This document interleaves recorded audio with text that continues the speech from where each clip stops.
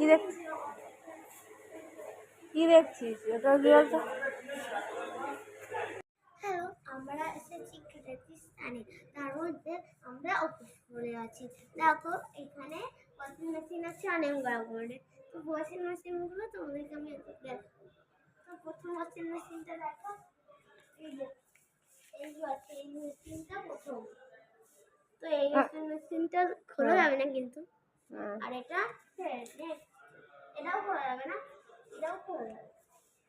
বেশিরভাগগুলো খোলা যাবে না। আর এটা তোমাদের খুলে দেখাচ্ছি। দেখো বন্ধুরা, ভিতরটা খুলতে পারছি না এটা কিন্তু।